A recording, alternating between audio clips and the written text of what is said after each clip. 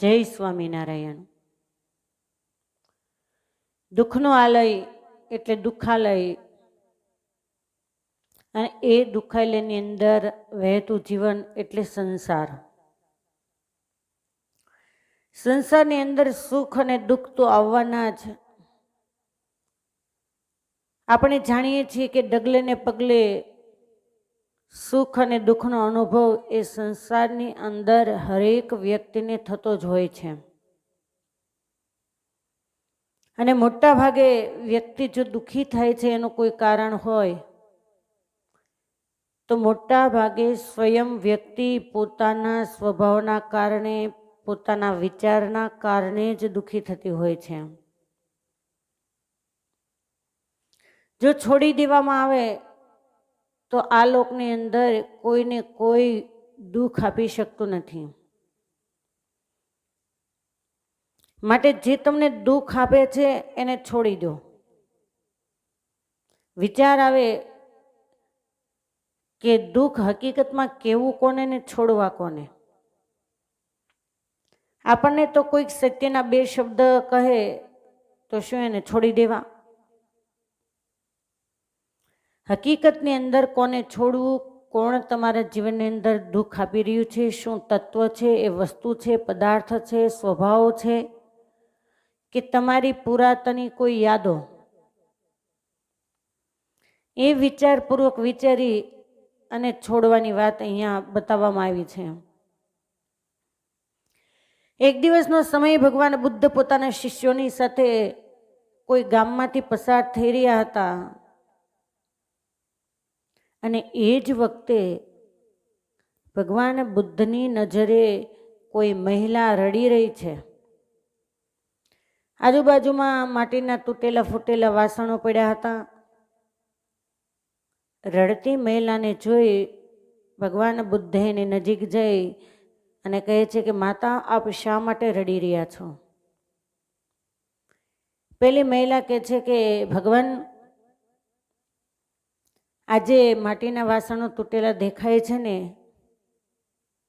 એ મારી આજીવિકા હતી, મારા પરિવારના ભરણ પોષણ માટેનું પાત્ર હતું, એ મારું જીવન હતું, અને આજે એ વાસણો તૂટી ગયા એટલે મારું જીવન તૂટી ગયું છે, એમ તમે સમજો. અને એ દુઃખના કારણે હું રડી રહી છું. મારી રોજીરોટી તૂટી ગઈ છે. અને એ જ વખતે સહેજ સ્મિત કરતા ભગવાન બુદ્ધ બોલે કે માતા, હું સમજુ છું કે તમારા વાસણો તૂટી ગયા,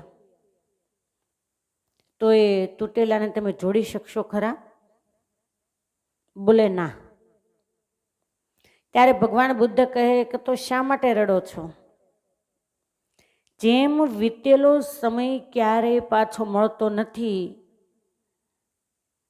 એકવાર હાથમાંથી જતો રહ્યો પછી એને પકડી શકાતો નથી, એના માટે દુઃખ,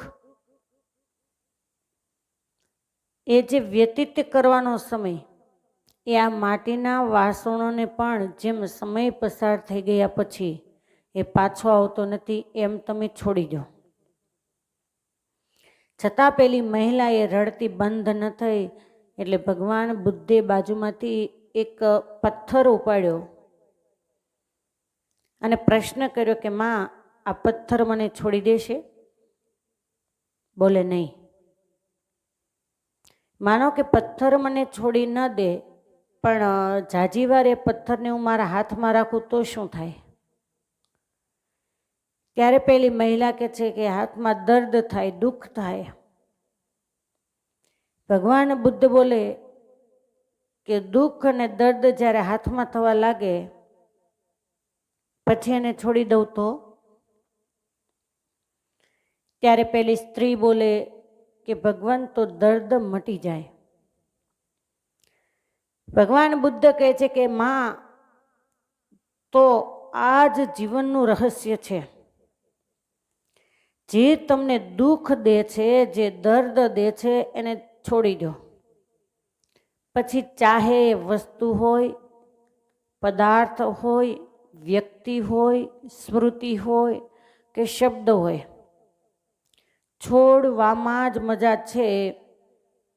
અને એ જ વખતે પેલી સ્ત્રી એના હૃદયની અંદર ચોટ લાગતા જે તૂટેલા ફૂટેલા વાસણો પડ્યા હતા એના અવશેષો એ લઈ અને નદીની અંદર નાખી દીધા. ત્યારબાદ ભગવાન બુદ્ધ એના શિષ્યોને ઉપદેશ આપતા કહે કે મનુષ્યના દુઃખનું કારણ જો કોઈ હોય તો એ મનુષ્ય પોતાની આશાઓ એને પકડવાથી દુઃખી થાય છે. એ દુઃખથી દુઃખી નથી થતા પણ પકડી રાખવાથી દુઃખી થાય છે.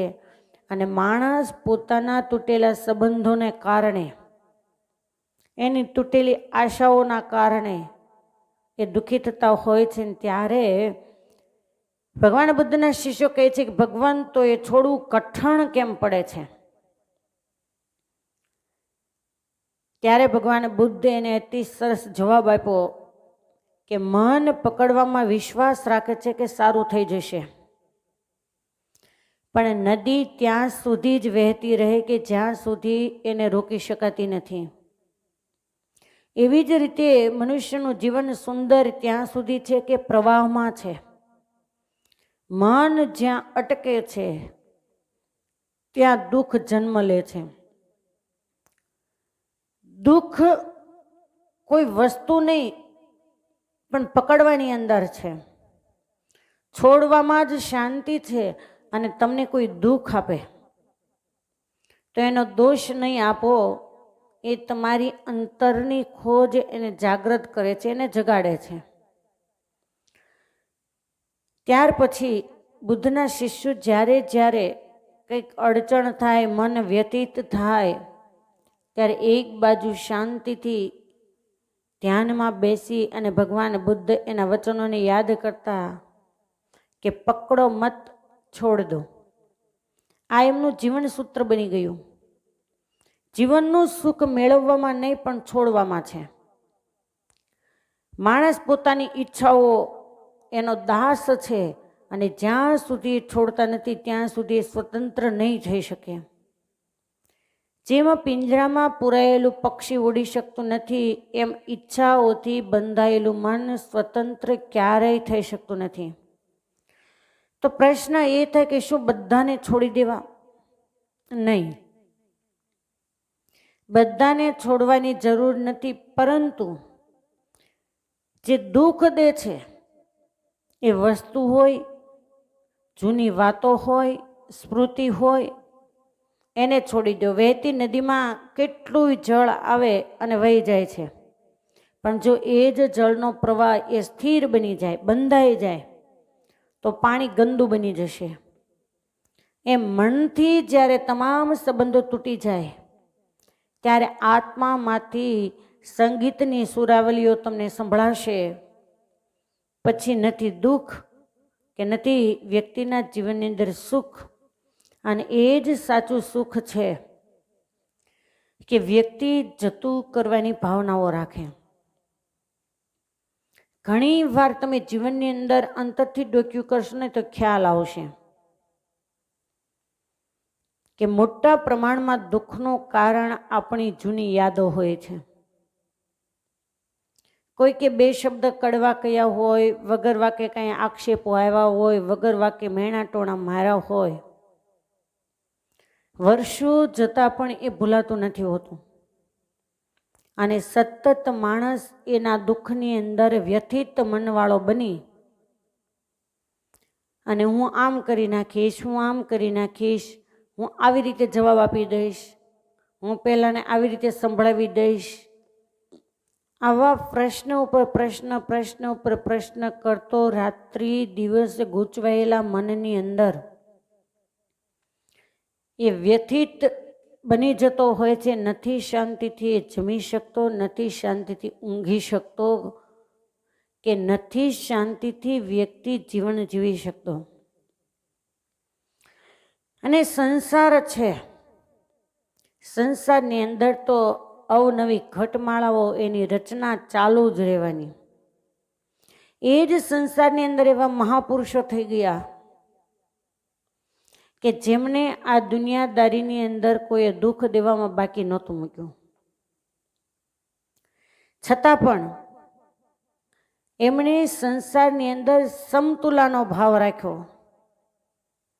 ત્રાજવાના બે પલ્લા જેમ સમાન હોય, કાંટો કાંટ જોખીને માપવામાં આવે ત્યારે એકદમ પલ્લા સમાન થાય. એવી રીતે સંસારમાં સુખ અને દુઃખ બંનેને સમાન આપ્યું. ન તો કોઈના ઉપર ભાર મૂક્યો કે ન તો કોઈને હલકું કર્યું. ચાહે એવી વિપત્તિ આવે, ચાહે એવું સુખ આવે, પણ છતાંય જેને પરમાત્માને પોતાના જીવન પથની અંદર આગળ રાખ્યા અને દુનિયાદારીની સામે જેને લક્ષ્ય ન આપ્યું એ દુનિયાની અંદર જીતી ગયા. એને દુનિયાની કોઈ તાકાત મેરું જેવા દુઃખ આવ્યા છતાં પણ એને પરેશાન કરી શક્યા નથી. અને એવા તો એક નહીં હજારો ઇતિહાસો ભારતીય સંસ્કૃતિની અંદર રચાયેલા છે. એ નરસિંહ મહેતા હોય, મીરાબાઈ હોય, સંત તુકારામ હોય, વર્ષોની ક્યાં વાત કરવી કે આપણા 500 પરમહંસો હોય, ગામડે ગામડે વિચરણ કરતા હોય અને દ્વેષી લોકો માર મારે અને મારને સહન કર્યા પછી ખ્યાલ આવે કે મારનાર વ્યક્તિને ત્યાં દીકરા નથી, તો એના એ ગામના પાદરમાં ઊભા રહી અને સંતો ભગવાન સ્વામિનારાયણના નામની 5 માળા કરે કે મહારાજ એ જીવને ત્યાં પારણ્ય બંધાવડાવજો. પકડી રાખવાની અંદર જ વ્યક્તિ વધારે દુઃખી બની જતી હોય છે. જે કહેવાથી દુઃખી નથી થતી એ પકડી રાખવાથી દુઃખી થાય છે. પણ જીવનની અંદર જે કાંઈ બને છે એનો ત્યાગ કરો. કોઈએ કદાચ 2 કઠોર વચન કીધા તો એક સૂત્ર પકડી રાખો. આપણે નથી કહેતા કે ગાળ દેવાથી કે ગાળ સાંભળવાથી ગુમડા નથી થઈ જતા. અને દે એના માટે કે જે બોલે એનું મોઢું ગંધાય. આ જો સૂત્ર પકડી રાખવામાં આવે તો ક્યારેય દુનિયાની કોઈ વસ્તુ, પદાર્થ કે શબ્દ એ તમને દુઃખી નહીં કરી શકે. માટે જે તમને દુઃખ આપે છે એને છોડી દો અને એમાં જ સાચું સુખ છે. અસ્તુ. બધાને ભાવથી જય સ્વામિનારાયણ.